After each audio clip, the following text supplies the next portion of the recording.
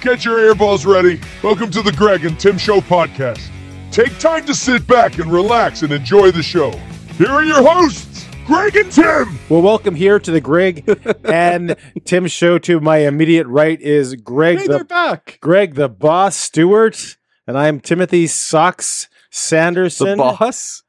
Yeah. And we'll get into that later on. Okay. But it's so great to have finally again have this. I don't remember the last time we had a chat here at the table. We've had so many great guests, but I feel like you've missed out on your therapy over the last number of years and years. A number of episodes. It feels like years, probably. It feels like it's been about a month. About a month. That's the last time we had the table discussion? I believe so. Feels it would like have been episode number 34, and we're on 39. Wait, 5 weeks. Wait, we had Dan, we had Lauren, Yeah, we had Ali. there you go. So it's been a month. Okay, well, I guess I'm wrong. Are you? Yeah. It's still a month. It's still a month. How are you doing, buddy? I'm doing good. Hey, before we get into a whole bunch of things here, I want to just let you know that this is our last ever podcast. It is? Fade to black. Wait. I said our last ever podcast. Bring in the special guest. It's Death. Surprise! No, I'm kidding. No, I'm happy to be at the table again. We have a pen in our hands. We have some papers to write on. Yeah. We don't have to look up at the television for notes. We are literally back to square one. And our logo is up on the wall as per usual. And before we get into anything else, okay, before. Yeah, I want to give kudos to you. Hats off to you. And you know what? The last 3-4 podcasts that we've done interviews. Yep. And you've done such a great job of editing them, on social media, You're so promoting nice. them. And you've done such a great job. I just wanted to say that before we got into anything. Okay. Thank you. Is this the love languages test here? Are you trying to just butter me up with the love languages? I just wanted to say hats off. Words of affirmation. Hats on the table. We'll get to this later too, though. We're going to talk about that later. Hey, wait! Before we move on, yeah. Like, do you notice anything different about me when your podcast significant other changes something? Aren't you supposed to notice? I did notice. Yeah. You dyed your beard black. I didn't dye anything. Yeah, it's usually gray. Oh, it is kind of gray now too on the bottom. It's getting thicker though. Yeah, no, it's oh, you have paint on your hands. The last and time, your arm. if anyone has watched our podcast, over the last month, slowly things you'll are see evolving. More facial hair on my mustache and my beard combination. Can we cut to what Ali said real quick here? What did she say it was? Let's do it. You don't need to I'm going to say it's going to be a beard. Yes. Okay. Yeah, so just a beard. Yeah, clearly she's wrong, but that's fine. To each his own. She's wrong? Yeah. Well, that's not fair. She's wrong. You asked for her opinion. Yeah, and it's wrong. She's a learned, educated person. and not everyone's right all the time. And she got that one wrong. Are you? No comment. Comments being withheld? I no comment at this time. Okay. Yeah. Okay. Perfect. What are we talking about today, Greg? Well, we got a few different things, and we should probably tell people before they turn off, because we're a few minutes into the episode, and usually people turn it off by this time.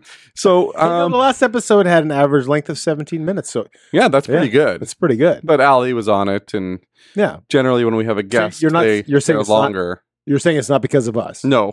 No. Definitely not because of me. Maybe or you. Or me. You let me finish. We're going to talk some sports today. I know that you want to talk about your Timberwolves, your sad Timberwolves. I know that they won. They won. Yep. As of recording, they won one game. They need to win 3 more in a row. And I think it's possible because they've been in every game. Yeah. They've been in every game so far. And I gladly want to talk about the Leafs. We want to talk about the Leafs. We're a few weeks late. to the beatdown of the Leafs. No, but you can do it anytime. It's every year. It's you can just put on the news and we're talking about the Leafs. It's like the meme, he's already dead. He's already dead. Yeah. Stop punching him. He's already dead. And also like that one where they're like pulled over. I can't pull over any further. The Leafs can't lose any more game sevens. Yeah, we already lost every game seven. How do we lose every game? We can't lose any more game sevens. Or in Florida, off the top of my head. Anyway, in Florida, pulling over and not pulling over. Yeah, that's different. Yeah, we talked about that too. And we're going to recap a little bit of last week with our interview with Allie and one of our shorts that really exploded. Yeah, for sure. Do you remember that one? I do. Yeah, okay. So we're going to recap that. We're going to talk about discipline.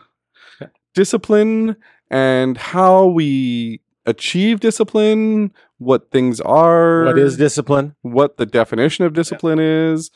And we have a very special segment at the end. Everyone's going to have to wait for that one. Or if you just click on the chapter and skip to the end, you can do whatever you want. We're going to talk about Angel Studios and some of their newest movies that have come out over the last year.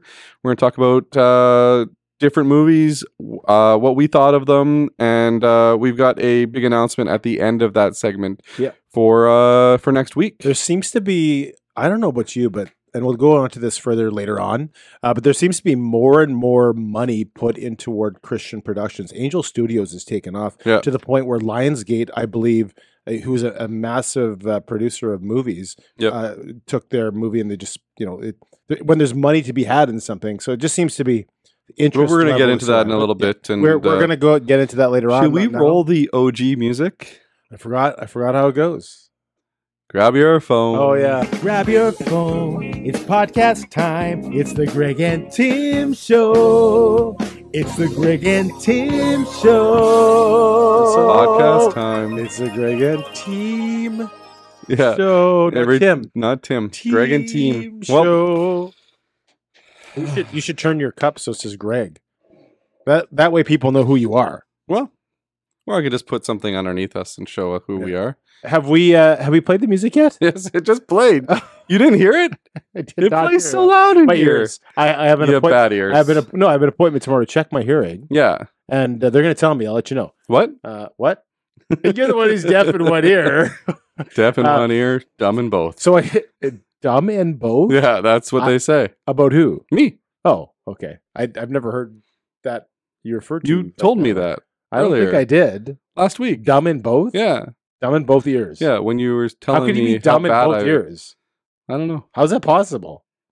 Can I drink my coffee? Yeah, go ahead. Yeah. Is it coffee? Yeah. Yeah. Coffee. Yeah, drink your coffee. So we were talking in the intro, and I called you Greg the Boss Stewart, and I called myself Timothy Socks Sanderson, because I found that our podcast and the Mafia, we talked a little bit about the Mafioso, have two things in common. Or they probably have lots of things in common. We can't talk about the one thing. But the other thing is that they never use last names. They always have these little nicknames. Okay. So if you were part of the Mafioso, you had a nickname and you wouldn't be called by your last name. So should we do this for future guests? Should we give them Mafia names? Yeah, well, I mean, yes. Okay. Yeah. Next week's one should go pretty well. Yeah. We should ask them, do you know about the Mafia? And B, what was your nickname? B, we should give them the option. To give them themselves a nickname? I thought you weren't allowed to give yourself a nickname. Yeah, but I thought that was frowned upon. Though people give themselves nicknames all the time. Yeah. Maybe not. They kind of made someone else give them a nickname. There's some weird nicknames out there. Hey, psst, call me Lucky. Just do it. There's a group of people. Just call me Lucky. I got Lucky. Oh, that's my nickname, right? Then it's like Jimmy Lucky Smith. Yeah. I've only known one Mafia figure with the name Greg. I sent this to you. Yeah. And his nickname was the Grim Reaper. That works well. But you're like that one. You're the boss because you kind of set boss things in motion around here. Yeah. But you know that there's only two Mafia figures with the nickname the Boss, and they both were murdered. Oh, perfect. because they got too, into their heads. And For those of you that are watching right now, I'm not actually the boss. oh, wow. I didn't say you're the boss. A nickname doesn't necessarily. It could be the opposite, right? If your nickname's Tiny, you're probably 400 Large. pounds. Yeah. We haven't done this so long. We're kind of out of practice, but let's get back. We should set this up as an interview. That would make it go better. Okay, Greg, what is the one how thing? dare you? If you could tell the next generation, that's one piece of advice. I can't give that. I don't think we should ask each other questions because I think people should have us on their podcast and then they can ask us questions. I would love to be on people's podcasts. Yeah. After interviewing some people, I'm like, man, I would love to be the person interviewed because I think I could give some good answers. Not great answers, but good ones. Who is Greg? I'm not answering that. Grim Reaper. Grim Reaper. No longer the boss. Okay, so let's get into the sports talk. Let's let's show this highlight of the Kyrie Irving interview. Check it out. Roll it. It was beautiful, Kyrie. There was 11 lead changes in that quarter alone. Being the veteran you are, how did you keep the team steady and ready? My bad. No, it felt good. That's pure emotion right there. That was an exciting playoff game. Nasri got a great shot at the end. I'm pretty sure our coach is going to be on our head tops about that. But yeah, what a big time performance. So this clip, yeah. What strikes me is how very normal it is, right? It's just a typical basketball player who has a big smile on his face. His team is doing very well in the playoffs. And the media, the person who's interviewing was very, has a big smile on her face. And this is Kyrie Irving. You remember 3 years ago, all the controversy that was surrounding Kyrie Irving in Brooklyn, New York. He was the whole rest of the seemed like the whole rest of the world. But I think it's because he was in Brooklyn, right? So Kyrie Irving, if you don't recall, is an interesting fella. He's first came into prominence outside of the basketball court because he said, and this is debatable, the Earth was flat, right? Is it debatable?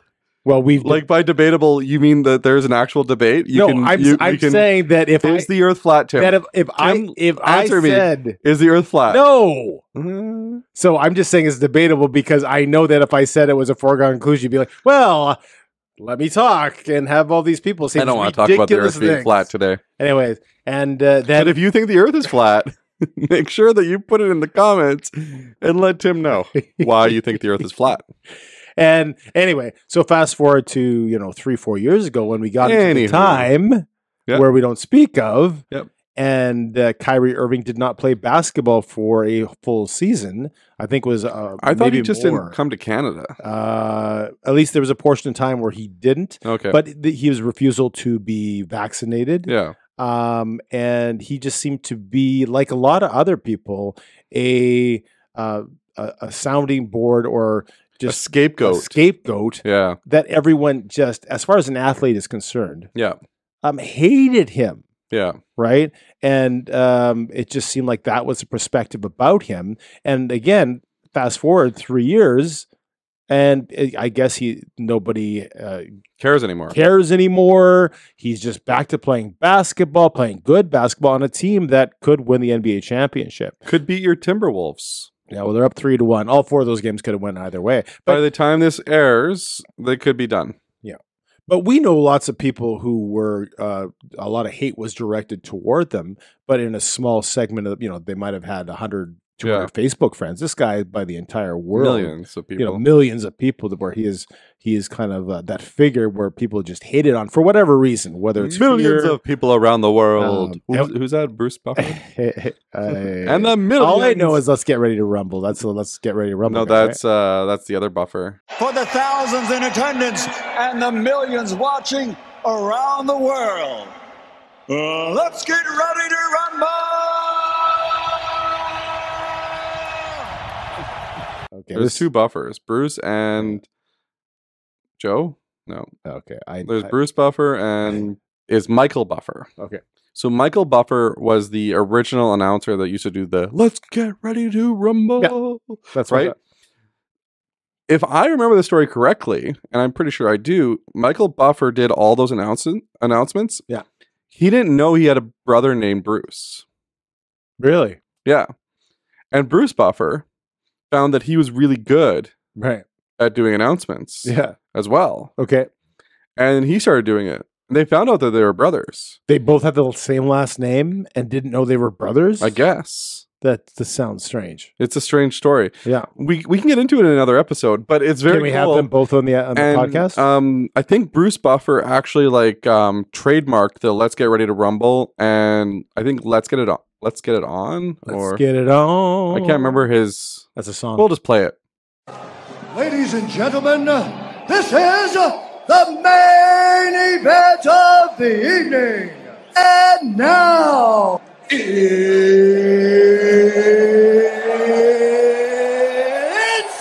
time. So that's Bruce Buffer. Let's get it That's on. his announcement. Let's not get it on. Is that but yeah, so I derailed your conversation with no problem. about Kyrie Irving. Don't worry about not chiming into my conversation. Just start a new one. That's all good. Either way, Kyrie Irving has moved on. He said sorry to his dad at the end of that clip because he missed some free throws, I think, or something. Yeah. Dad, I'm sorry. I love you, man. Dad, I'm sorry. I'll make the next one. Congrats. We'll see you on the road. So he was cracking jokes the whole time. It was again a very, very happy Kyrie Irving. Yeah. Anyway, let's just move on. Can we talk about? I want to talk about Minneapolis sports in general, and then my T-Wolves. Okay. The Minnesota is, in my opinion, one of the most underrated cities in North America for sports. They have all four, and if you want to consider the MLS a professional sports league, which I think it is. It is a professional sports league. They have 5 sports facilities. Yep. If we drive by the stadium where they have the soccer, I'll let you know where that stadium is. Again. Every time. And none of them, other than the Twins, for a couple of magical seasons, and now they're terrible. Not terrible. They're mediocre. Do you know that Minneapolis has, Minneapolis, St. Paul, Bloomington, whatever, like the whole Tri-City area there, they have more sports facilities than Orlando does for professional sports. Yeah, of course. They have 5. They have 5 teams. Orlando does not have a hockey team. Yeah, they do. The Solar Bears. Okay, but I know, but it plays hockey. Yeah, but they only play. They play in the same arena as the basketball team. Yeah. Whereas hockey for Minnesota plays in one arena, basketball in another. Yeah. Baseball in one, football in another, soccer in a totally different space. Did you know that Minnesota, if the stat is correct from 15 years ago, has the most Fortune 500 headquarters than any other state? Is it just because it's in the middle? I don't know. Is it easy to go back and forth for like New York? But my point is that there's money there, and there's a plethora of sports teams in Minneapolis, and the teams never ever win except for the Twins, and now they're mediocre. And you could say, how long ago was the Twins? That was 1990. Yeah. Or 91. So they're in the same, as far as the same boat as the Jays. Yeah. In that they used to be one of the big boys, and now they struggle to get their big boy to pants stay on. there. Yeah. To whatever. So my question was, has Minneapolis become a small market town? Is that why they don't win, or is there another reason why their team is just the Vikings haven't come close except for '93? You can't call them small market. Basketball sells really well there. Right. They sells as in they fill the. There was more people at the basketball game that we went to there than there was at the Orlando one that I went to. Right. Football sold out. Yeah. Baseball sells well during certain times of the year. They're an outdoor stadium. Right. It's not going to sell well when it's cool and cold. Yeah. And hockey, it's the state of hockey. They sell really well. They had I think 5 or 6 years when they first came into the league of sellouts. So they're not small market by any means. So we agree they're not small market, and yet the teams still don't win. So when we talk about our Jets, let's take it to the Jets are small market. The small market. There's probably, I can't think of a smaller market or even anything close to it in any professional sports league. Edmonton. Top 4, and Edmonton is, I think isn't Edmonton quite a bit bigger than Winnipeg? I don't know if it's that much bigger, but it's still a small market. It would be comparable to Edmonton. Right. Utah is going to be a small market. Right. And so Salt Lake City, how many people? Do you know? We don't. Okay. So my point is, if a city like Minneapolis can't win professional championships, and they're a much bigger market, how much harder Is it for a small team markets? like the Winnipeg? We complain and we bemoan every time they don't do well, even though they have a good regular season, but they struggle in the playoffs against another team. How hard is it for that team to compete year after year after year with their situation? I'm gonna make a comment about that. Yeah. I don't think it matters if you're a large market or a small market. Okay. Winning a championship in any league right now is the most difficult thing in the world. Right. Because the leagues are growing so much. So baseball is at 30 teams still. They haven't grown yet. Right. Hockey is now at 32. Right. So, and football is at 30 as well, I would assume. So think about that. Like, if you have a good team that wins championships a lot, like New England did for a while there, if you look at the history of championships, you get like the same teams in there almost every time. Right. So you got New England, you got San Francisco, you got in football, I'm talking right now, right? In hockey, like if you look at it, like the Rangers, the Lightning, these teams are always in there, and you see it goes cyclical, right? The Jets have done well. They've been in the playoffs, but there's always the same similar, like even Carolina makes the finals. You know what I mean? Like, well, they made the finals twice. Yeah. But if you look at the teams that have made the finals compared to the ones that haven't, the ones that haven't seem to never make it. Right. Right? Like the Jets never make it. Yeah. The Leafs. The Wild never make it. The Leafs never. The Leafs have not won 2 rounds of hockey or more than 2 rounds of hockey. Yeah. Ever. And you could argue they have all the resources, all the money. Which actually could work against them winning a championship because there could be complacency with an owner. But then you look at teams in baseball, like the Brewers, who will never win. Yeah. Like the Miami Marlins, who won once, but like it's just it seems like there's certain markets that just never get there. No, it doesn't matter how big they are. Like the Leafs are big. Yeah. Montreal made the finals. The Leafs haven't. Montreal's made the finals twice in the last 30 years. Another lifetime. No, it was like 3 years ago. Oh yeah, but do we consider the bubble? Yep. Okay. It's not the bubble. It wasn't the bubble. That was in their cities. There's just no fans.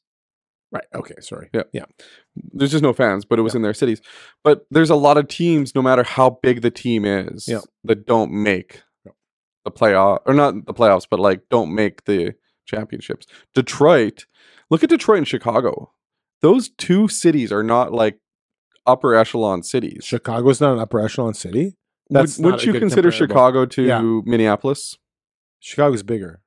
I know, but in terms of like wealth in the city, bigger wealth. Yeah, you said all the Fortune 500. I'm saying about like population. Money. Yeah, but money is equal to the population you have to spread. No, it's not. The money you don't think you don't think New York is by population. I would think cities by population are, as far as money's concerned. Cities by millionaires. Okay, well, I would consider Chicago this 4th or 3rd biggest market in all of North America, behind Los Angeles and New York. Okay, Bears don't win. White Sox don't win. And that's the Cubs won 1. And that's kind of the Blackhawks won a ton.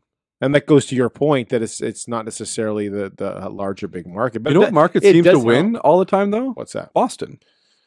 Yeah, that's right. Boston. But all the teams in Boston. Yeah. Dallas. Yeah. Except for the Cowboys. You got the Stars. You got like the Stars have won championships, and they're always competitive. They just won 1, right? Yeah, but they've always been competitive. The Mavericks always seem to be competitive. Yeah. Right?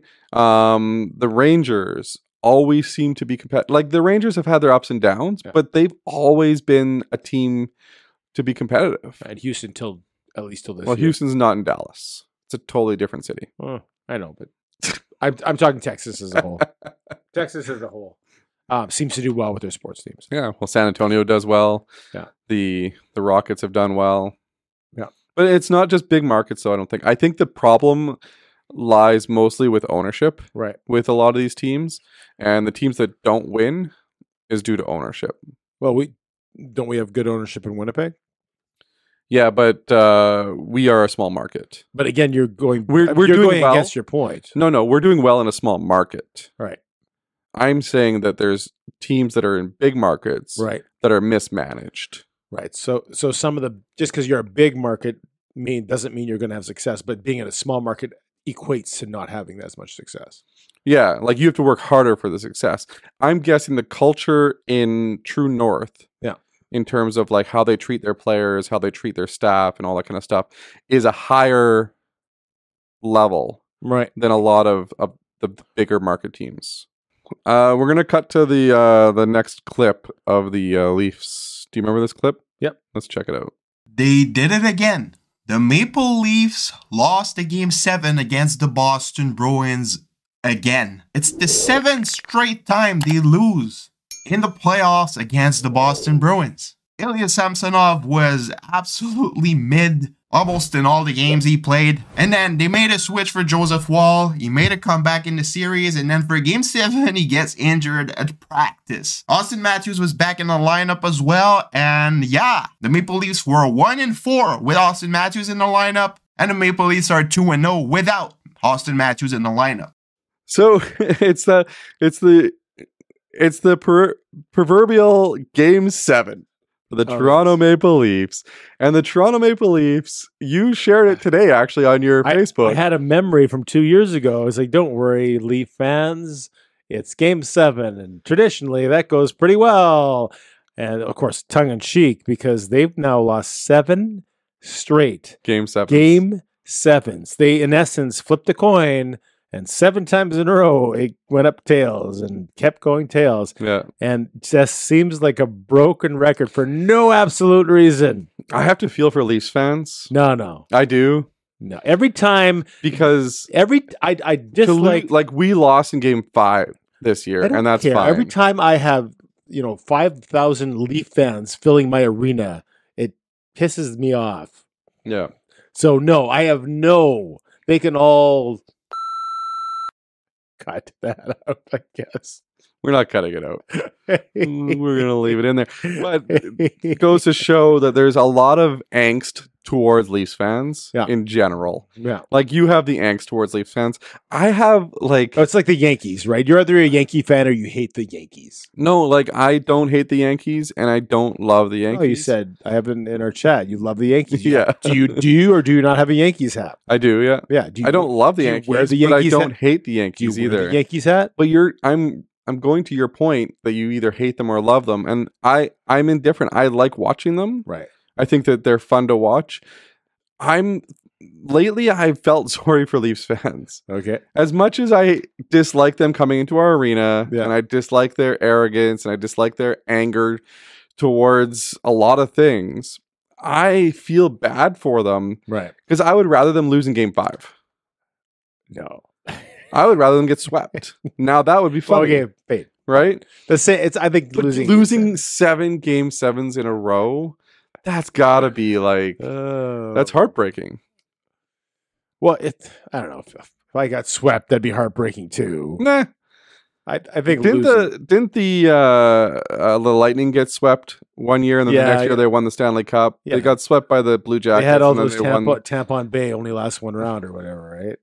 Or only last 4 games. Remember those signs? Yes. It was against Columbus. Yeah. It was against your hero, Patrick Laine? No, the other guy. Jacques Martin? No, the Jean-Luc Dubois or whatever. Pierre-Luc Dubois? Pierre-Luc Dubois, yeah. Jean-Luc Picard? Yeah, remember he had that one? He was great in that first round when they swept Tampa. That was his rookie season, I think. Yeah, he was, and then since then, right? But that was... There's rumors that if the playoffs end early enough, they can buy out Pierre-Luc Dubois for like pennies on the dollar. They've said they're not buying him out. Yeah, well, we'll see. Officially. But the season hasn't ended yet either. Yeah. But they'll have, if the season ends on time, they'll have like 24 hours to decide if they want to buy him out. Right. But the problem is he turns a certain age during the playoffs. If the playoffs go 7 games for every round. Yeah. And he'll pass that age that they'll have to buy him out at almost double the amount that they'd have to buy him out for. So it's very interesting. Anyway, that's the sports talk. If you sat through that, I appreciate it. But if you didn't sit through that, I understand. Let's Let's move It was on. sports talk with other talk too. What's that? And we had What Michael was that Buffer, sentence? Bruce Buffer. Yeah. Sports talk with other talk. Yeah. Let's talk now about going back to last week's interview. Why don't we roll the clip?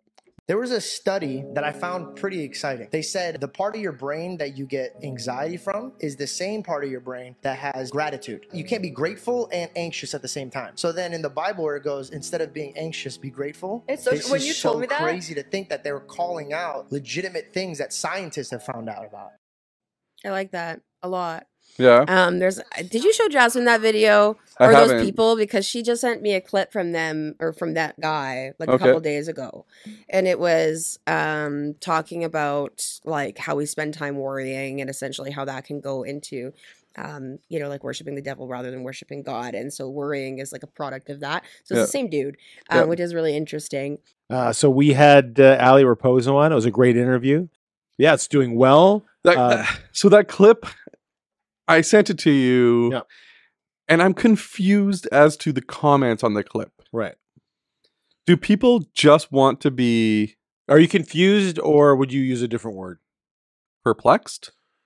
I think that's... Because I'm not confused. No? I understand. No. Okay. Can you explain to me why everybody accepts anxiety? So...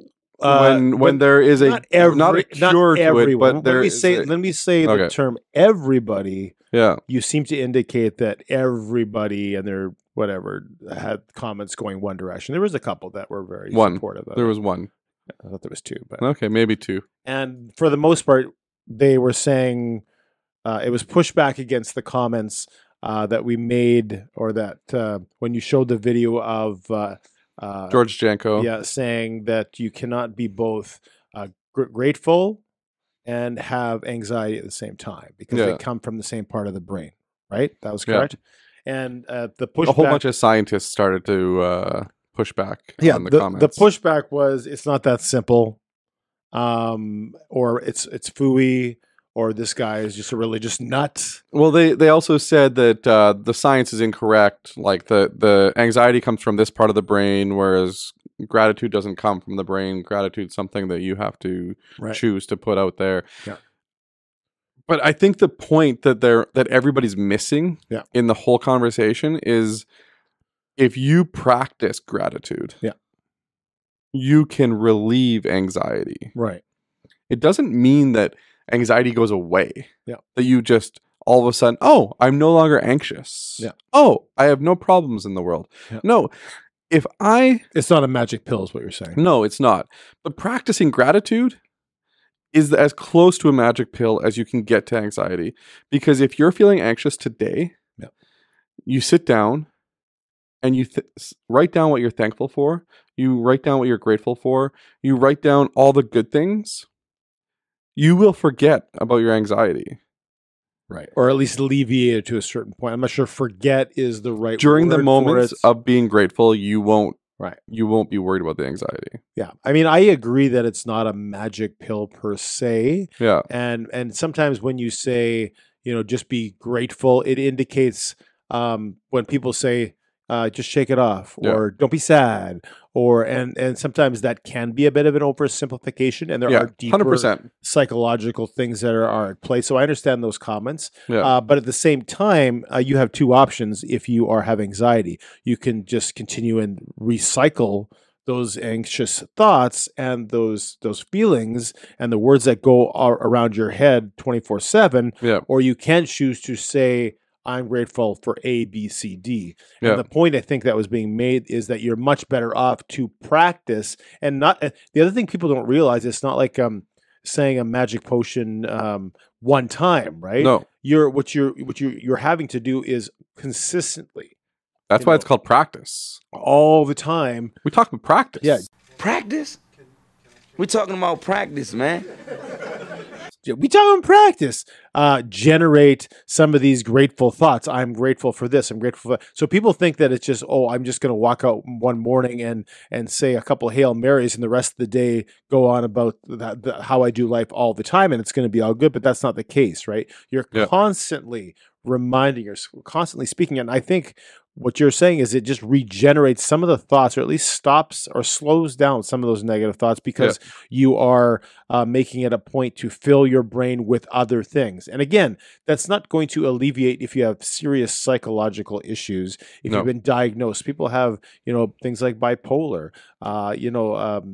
just different things that are very serious that you have to either medicate or deal with talk therapy, whatever it is, right? And the last few guests we've had have talked about the fact that, we do use the medication that you need, but there's also a switch in your head that you have to also consciously be aware of. And we have to separate some of these more serious mental issues that people are diagnosed with sometimes the thoughts that we allow into our heads.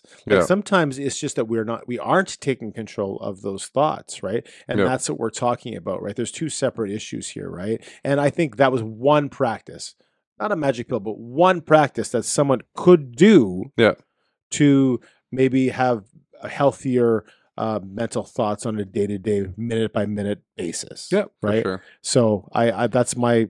I thought it was a great clip. That's why we posted it. I thought that George Janko did a great job of kind of explaining what his thoughts were on it, and Ali's response to it was very good as well.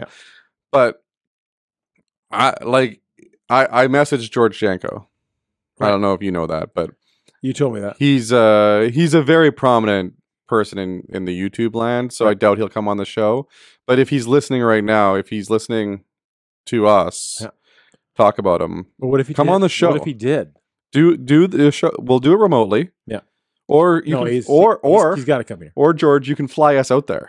Anyways, if George is listening, we'd like to be on your podcast, or you could be. No, we're not going to be on his. He's got like such great guests. He's interviewing some good guys, but we would like to interview him and talk to him about some things. And I think that would be fun. George. First name basis. He's got a great name too. Janko. George Janko. Yeah, that's all right. It's no Timothy Socks. It's no Timothy Socks. It's George, way too close to Timothy Sucks. Let's give him a Mafia name right now. George, the Enforcer, Janko. Informer. George the Informer, Janko. That's not Informer is like a horrible name for a mafia figure. They get killed for being informing. But he and is informants. You might as well call them informants. Yeah, George. That's terrible. That's what? The absolute worst mafia. You know name. why I give him that name? Why? Because he's talking to people and he's informing them on his beliefs. But informant means talking to the police. Yeah, well, you can't have that mafia name. Well, maybe he is. That's not good. Well, no, that's a terrible name. I don't think he's in the actual mafia, though. No, we're giving mafia names. Yeah. That's not appropriate. He's sponsored by Celsius. Well, there you go. Can we get Celsius on the show? Yes. Do you know what Celsius is? It's not Fahrenheit. No, it's a drink. Exactly. I know it is. Oh, I know it is. Hey, it's been a while. Let's play it. Let's play it. Okay, hooray! It's time for the topic of the day. Hip hip hooray! It's time for the topic of the day. Not at all the sound it makes. It's not. Your hair's looking good today. Thank you. Yeah. Quaffed. Very good. Anyway, we're going to talk about I brought this up to you like a month ago now. Yeah. And it's been a month because we were supposed to record and we didn't, and then we've just been posting the interviews. Yeah. Pastor Robert Madu from Social Dallas. Dallas again. Yeah. Home of the champions. Yeah. He really rails on your Timberwolves.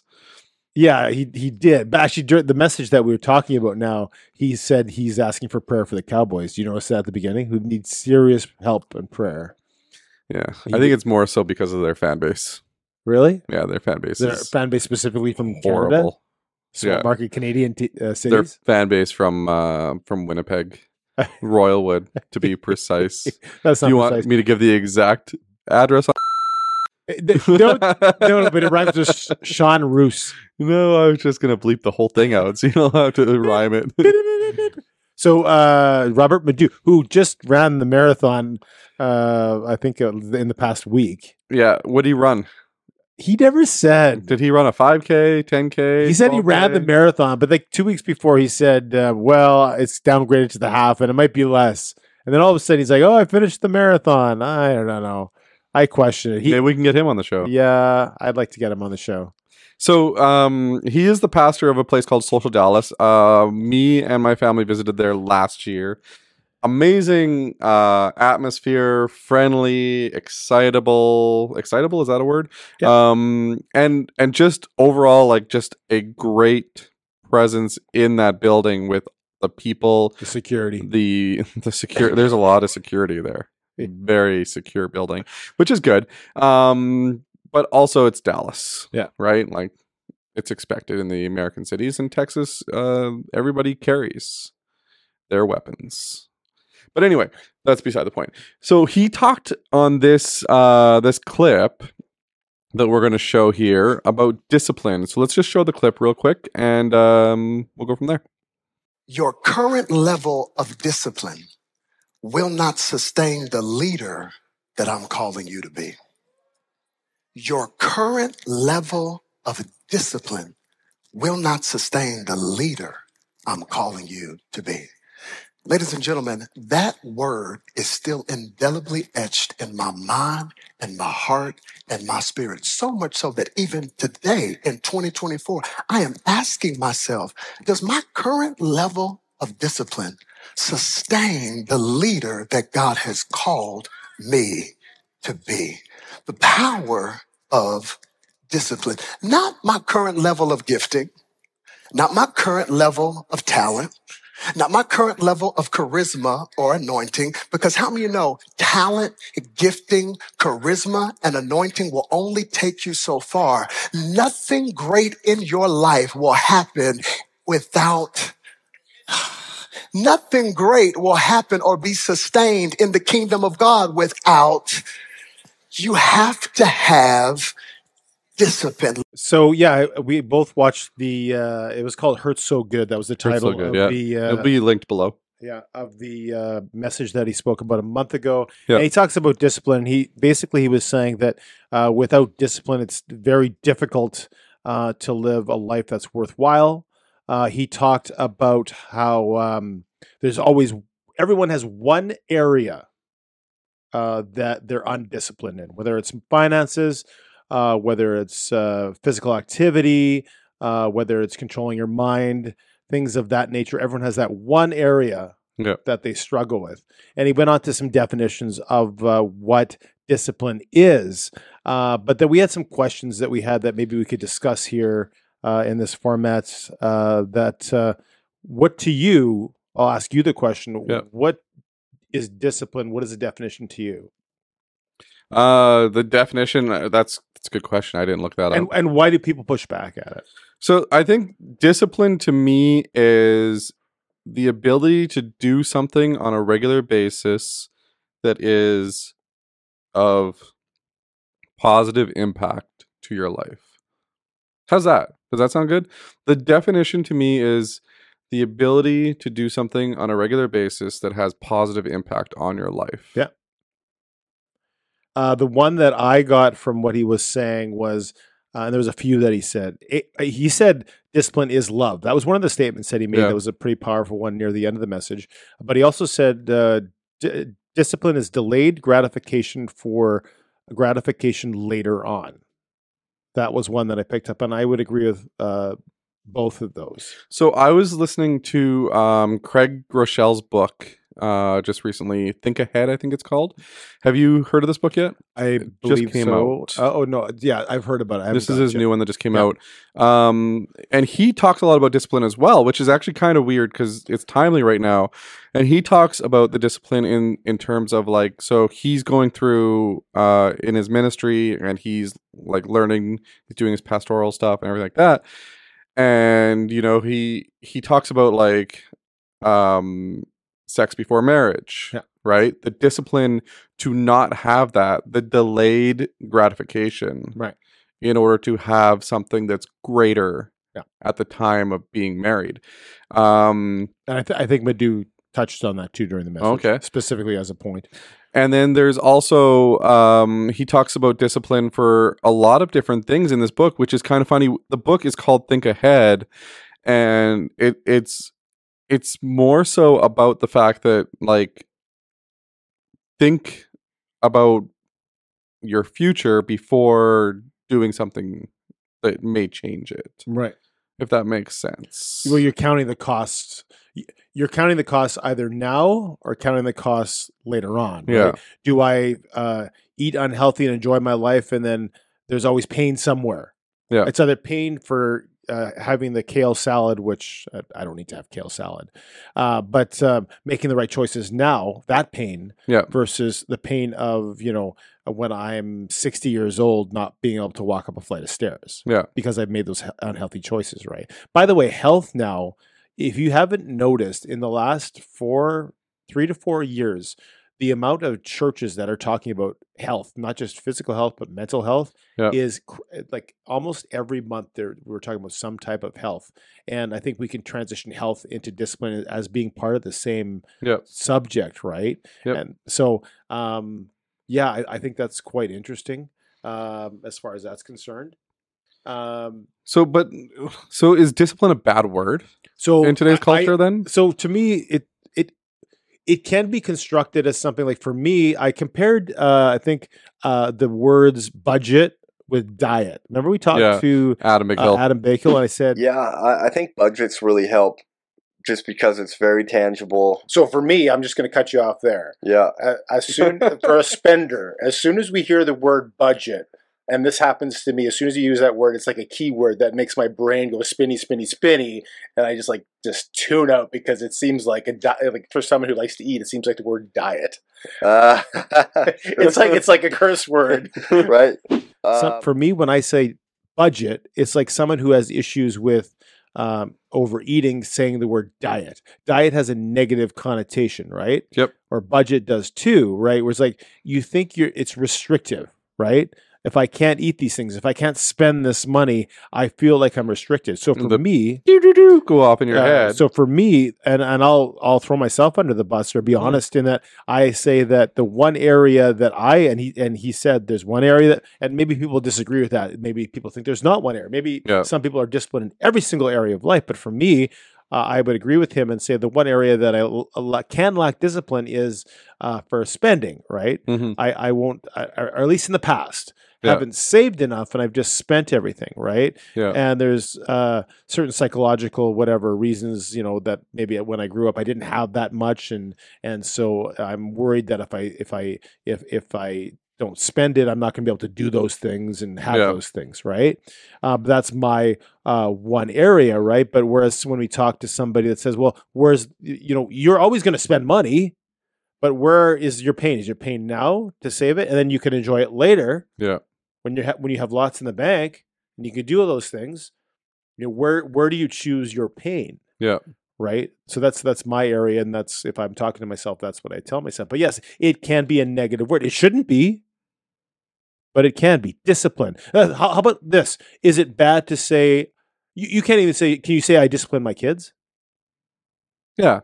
I think that word is taboo. I think discipline is a taboo for discipline. We'd say no. We don't call it discipline, because now in our generations we don't call it discipline. It's self-directing.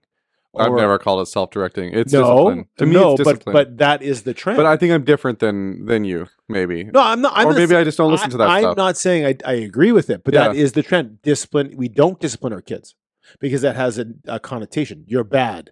You sit in a corner. 30 years ago, we got the strap.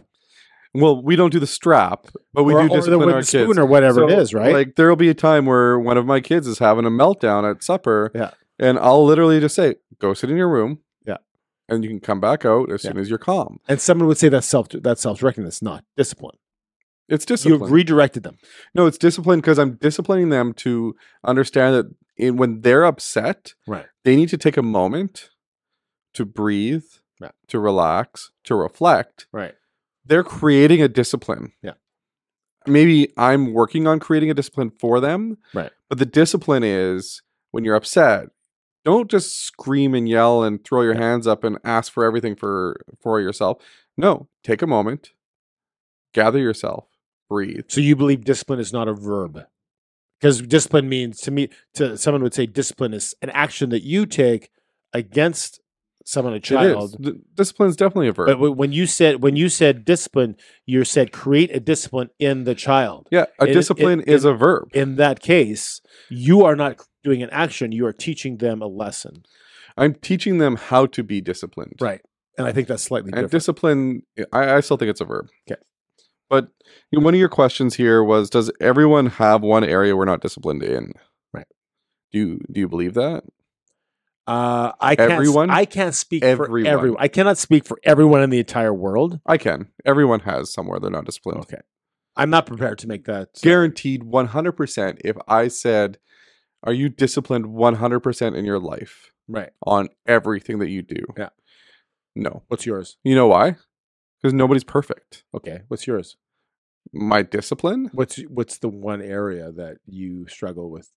Probably like my health, like my regular eating properly and exercising properly. I was disciplined in it for a long time, and I fell out of it during the 2020 season, and it never really came back.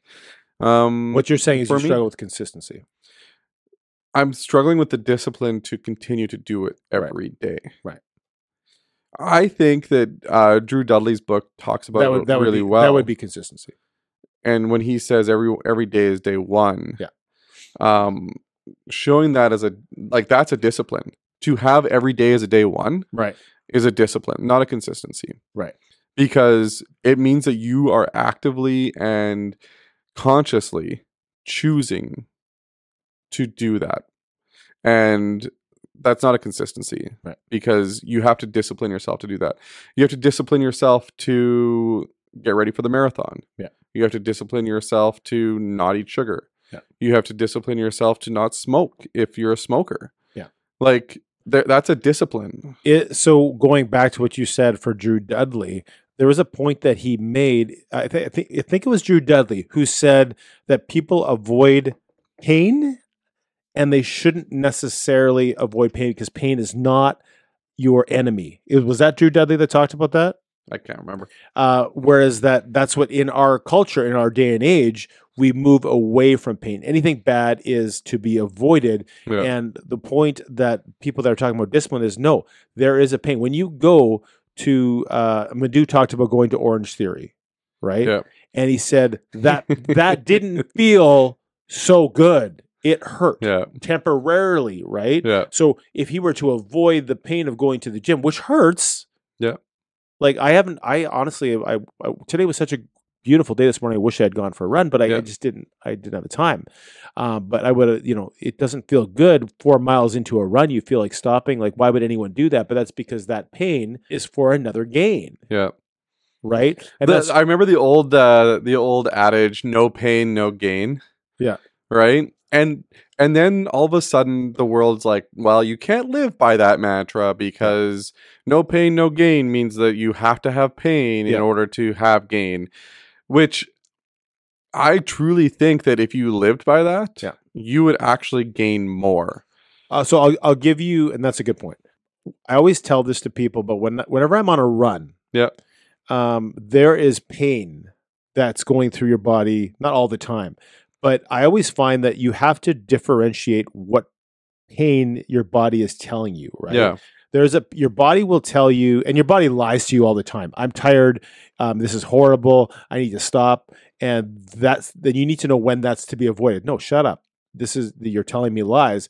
But then sometimes your body can tell you real pain, and when it's bad pain. Yeah. Right? That knee, something is going on. I need to stop. Yeah. And when you exercise, and this is just for that's not just for exercise, but some pain, not all pain is good. No. And not all pain is bad. It's your We talked about that with Dr. Dan a little bit. It was Dr. Dan, sorry. And he was saying that your body's reaction to pain sometimes is a healing reaction. Yeah. Right? And sometimes you have to not take that Tylenol. Yeah. Because your body is reacting to the pain, and the pain is actually healing you as opposed to he talked about hurting you. it was a warning signal. In the car analogy, I said that when it says all the engine lights, check engine light, and you said all my check engine lights are on. Yeah.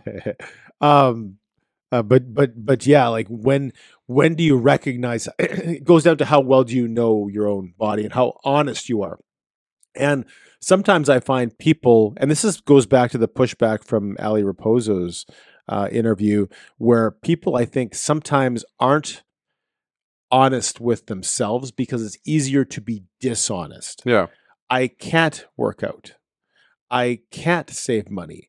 I can't because it's too hard. Yeah. And I'd rather just identify with my lack instead of do the hard work to improve it. Yeah. Right. And I think some of I'm not trying to judge the comments that were flying at, I think, whatever you posted. But I am saying sometimes that is the case. Yeah. Which goes into that whole comment earlier about gratitude and anxiety. There is a discipline in being grateful. Yeah. And if you're disciplined in practicing gratitude, your life does change. Yeah. And I'm 100% going to tell you right now, if every time you felt anxious, instead of worrying, you let that go. Yeah. And you just talk about what you're grateful for. Say it out loud to yourself. Yeah. Because the words are powerful, right? Right. If you just say it in your head, it's not as powerful. But if you say it out loud to yourself, what was that? Stuart Smalley or whatever? I'm good enough. I'm good enough. I'm strong enough. And doggone it, people like me. Yeah. Don't have to be like that. Yeah. But to say like, hey, I'm grateful for my health today. Yeah. I'm grateful that I woke up this morning and that my kids were healthy today. Yeah. I'm grateful that my car worked today. Yeah. I'm grateful that, the rain came. Yeah. Because now I don't have to water my grass. Yeah. Right? Like it's little things that you can be grateful for that the business I work with, every morning they have a morning meeting. And one of the parts to the morning meeting is moment of gratitude. Right. And everybody on the call has to say what they're grateful for. And some of them will be grateful for Tim Hortons coffee. Some of them will be grateful that it's Friday. Yeah. Some will be grateful that it's a beautiful day outside. Yeah. Whatever they're grateful for, they'll share what they're grateful for. And we don't discount you're grateful for a coffee or you're grateful for a great day or you're grateful for health. Yeah. We say that those things are all being grateful. Right. Those are all gratitude. And not only that, and that's a discipline for them to do it every morning. Yeah. And not only that, but even if what you're saying isn't a coffee, whatever, it's not really what you're grateful for that's helping you necessarily. It could be.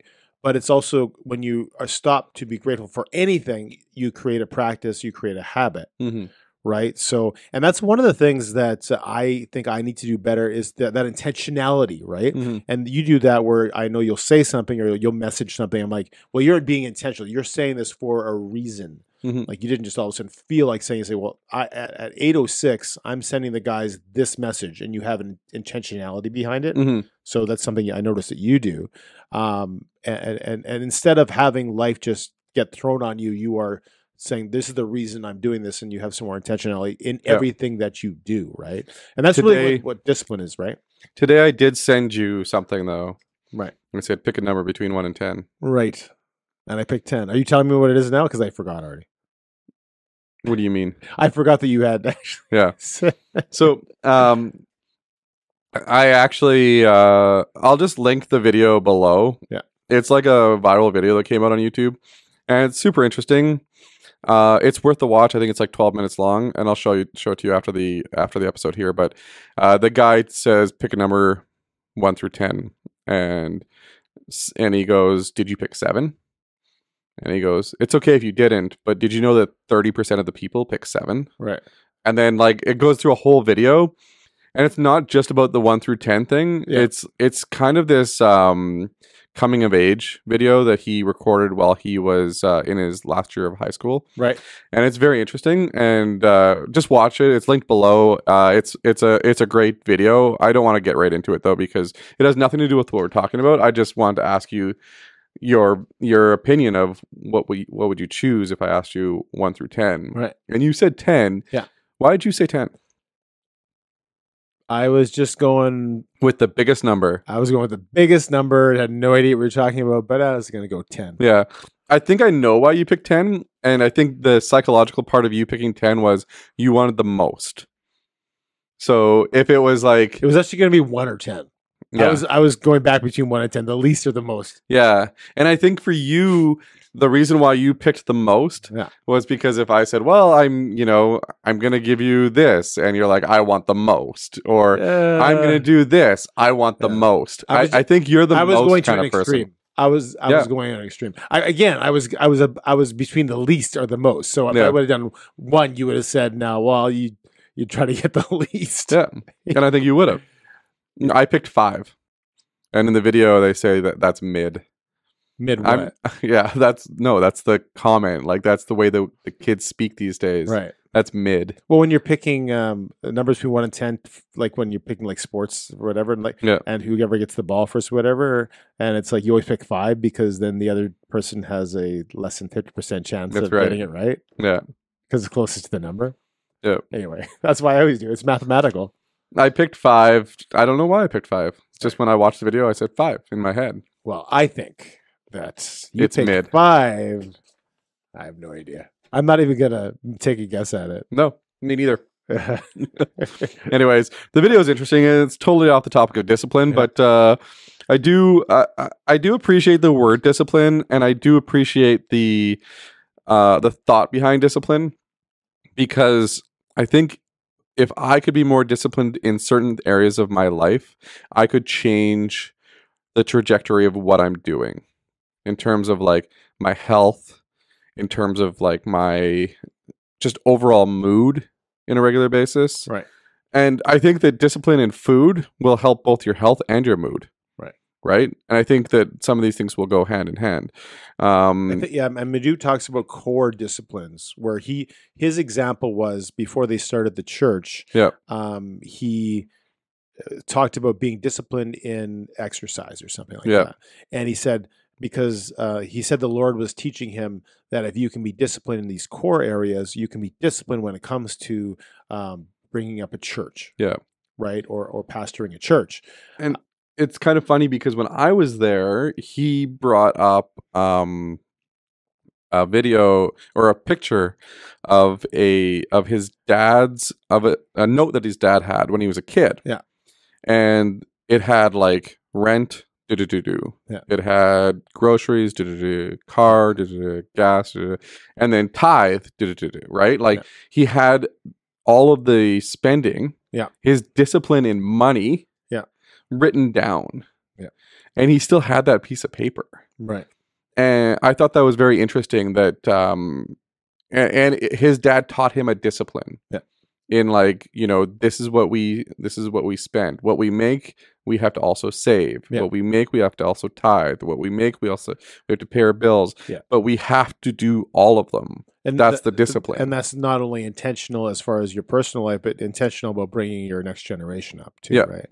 And which you said, like yourself, like money was probably the toughest discipline that you had to, because you didn't grow up with your dad with that discipline. Right. Whereas Robert Madhu grew up with that discipline from his father. You ever notice he can never talk about his dad without doing the accent, the Nigerian accent? I know. I sat beside his dad. I know you didn't realize it, and I didn't even know it was him. Yeah. So his dad, and he talks very glowingly about his dad, and it's a good thing. Yeah, we're going to be going in February, making it a point to go to his church, Social Dallas. Yep. I think the 24th or something, some one of those. Maybe get mid-February. Mid. Well, that's not how they use the word mid. Mid? They use the word mid like if you're like a 5 out of 10, you're mid. If you're like the, I see what you're saying there. If you're like in terms of looks, right? Okay. If you're like, the middle of the road on the baseball team, you're mid. Right? Like that's how they use the word mid. Maybe Julie can come on one time and explain mid to us. Baseball, we start our season tomorrow. Tomorrow? Yeah. Are you pumped? I'm pumped. I'm going to probably hit 5 home runs. You 5? Yep. Put some money on it? I think I'm going to bat like 8 times. Yeah. So yeah, I think I'll home runs, hit 5. I'll see you running around the bases with your hair Dying. flowing behind you.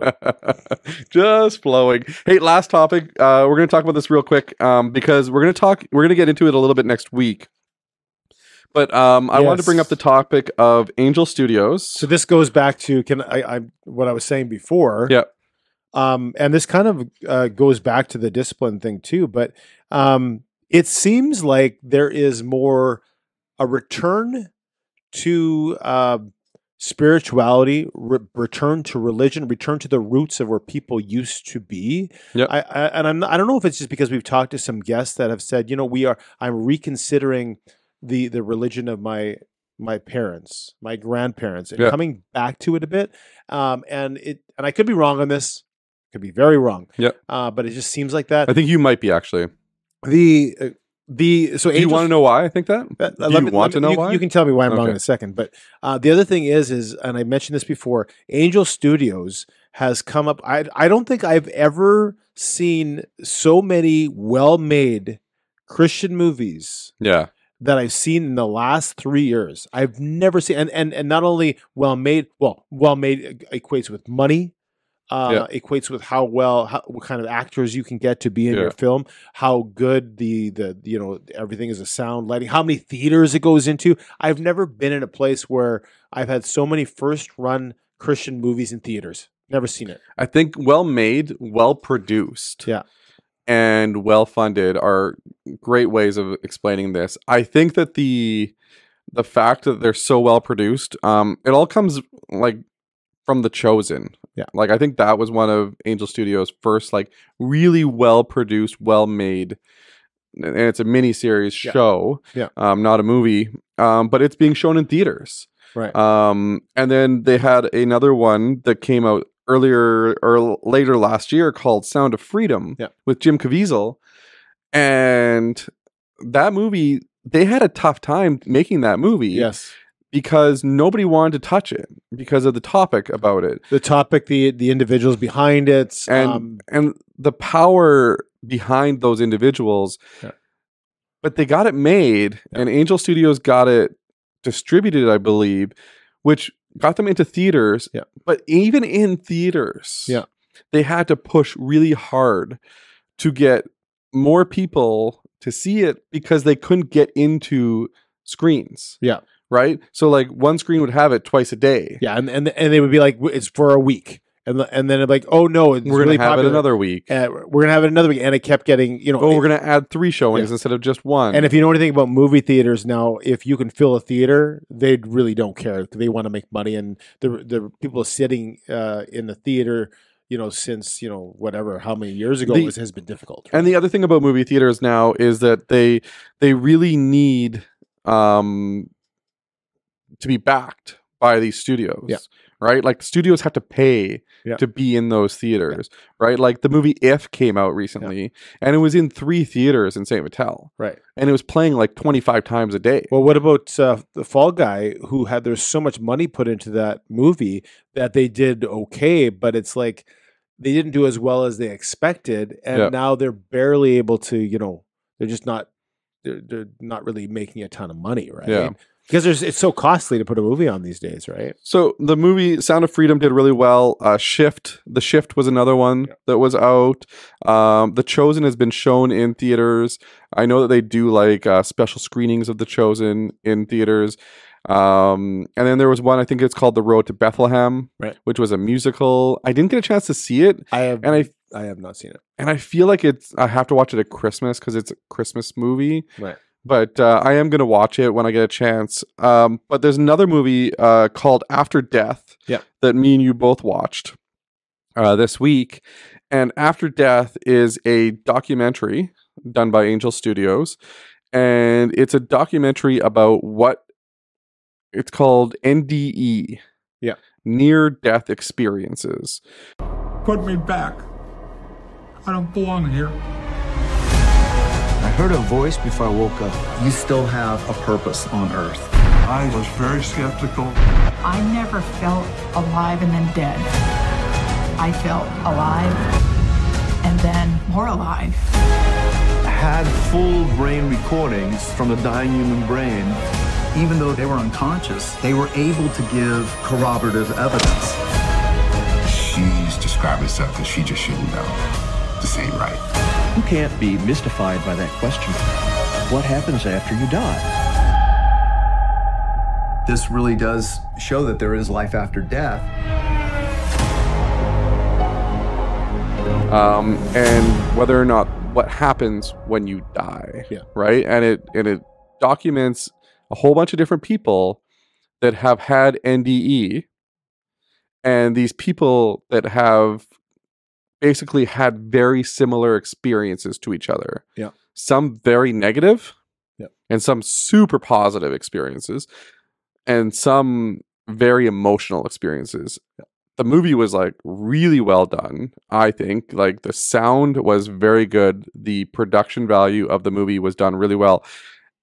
And it was done on a budget during COVID. I don't know if you know that. Yeah. Yeah. It was actually started in 2016. It took them 7 years. Well, it was from a short film that the director Stephen Gray, who's from Winnipeg, actually, that he made, and it got such a backing, or people were so interested, they said you should make this into a larger, full-length movie, and so he spent the next X amount of years. But big news, next week. What's next week? We got Stephen Gray coming in. Stephen Gray, yes. Stephen Gray, the director of After Death. He's going to be right here on this chair that'll be over here. It'll be in the studio. Yeah. So we're excited to have him. Yeah. In 1 week's time. And so we're going to talk to him about his movie. We're going to talk to him about like how he got into movie making, he got filmmaking, all the stuff that he's doing right now in the Greg and Tim way. Yes. We've had a lot of positive feedback from guests about our interviews, and it's encouraging. Yeah. We work hard at the right questions, right? We have kind of a negative viewpoint. We have a negative viewpoint of some of the, at least I do, some of the questions that are in, I call them softball questions. Yeah. For an interview that really don't really get at the heart of the matter of anything. And we try to put a lot of thought into our this or that questions. Or this or that are usually tailored to the person. My favorite is when a guest goes, "That's a good question." Yeah. And they're like, "I haven't answered that before." Yeah.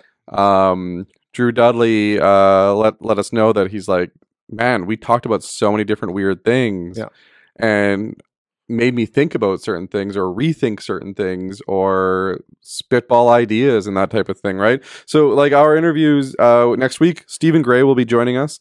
We're excited for that interview, and we're going to definitely give him some hard questions. Yeah. This will be a different one. We've never interviewed somebody who is in the film industry. Yeah. And so I'm looking forward to it. I want to find out how he dealt with some of those restrictions. Right. I want to find out how he got into it. Yeah. Right? Because he's from Winnipeg. And he is from Winnipeg, yeah. This documentary is a pretty big deal in terms of how well it's done in the box office and how well it's been received as well. Correct, so looking forward to it. Stephen Gray next week. Tim, how do you want to close the show today? A full length this or that. Oh, no, just kidding. With Greg Stewart. Hey Tim, this or that. Shoot. Ready? Yeah. Elton John or Billy Joel? Oh, come on. And you know they did a concert series together. I know. That's why I'm asking. And I didn't go to that concert. I wish I had. Although, you know what? I don't. Billy Joel, obviously. Okay. I'm on record as being a massive Billy Joel fan. Okay. And I'm so on Elton John. So. There was on our cruise, there was a really good Elton John impersonator, though. He was really good. Got another one for you. Yeah. San Francisco or New York? That's a good question. Oh, we don't have all day. I like both of those cities. Yeah, I know. Oh, New York. Really? Yeah, there's just so much. Yeah. So many options in New York. Yeah. Big city, Central Park, and even the Times Square. And did we talk about the hat? We didn't talk about the hat. Should we? You guys want to know what the hat's all about? You probably should say something because it's sitting right on this desk. There is a good reason. A good reason. Yeah. that this hat is on the desk. This is a company out of Winnipeg. I met him over the weekend. I got this hat from him. He is having an autograph signing. He's not signing autographs though. No. Well, he might be. We don't know. He could be. But Willie Jefferson is signing autographs. He has a collaboration with Willie Jefferson and good reason. And they have a new hat coming out on Saturday. So at the mall, the Kildonan Place Mall at Haymad & Co., which is also affiliated with Jasmine Lane, they will be selling these hats and Willie Jefferson will be signing autographs. Yeah. And it's for a good reason. Anyway, thanks for watching. And if you get a chance to hit up Good Reason at Haymad & Co. on Saturday, June the 1st. And you can follow them on Instagram. It'll also be linked below. The day after we drop. Yeah. So the day after we drop. This is Friday when you're watching us. If you get it right away. If you're listening on the day that it comes out. Yeah. If you're not, why aren't you? What's going on? Yeah. What are you doing? Yeah. And if you're watching and you're not sharing, what's going on there too? Yeah, comment. And if you're watching and sharing, but you're not subscribed, what's going on there too? And if you're watching, sharing, and subscribed, but you're not making a comment, what's going on? We want more comments. Yeah. Comments are fuel. Yeah. The Jets are fueled by passion. We're fueled by comments. Negative comments. They almost work better. I love negative comments. To have more comments that are negative. They make me laugh. Because then there's more discussion. If you say a positive thing, it's like, no one's going to say, no, you're wrong. It doesn't work. Yeah. Thanks for watching. Have a great day. Salut.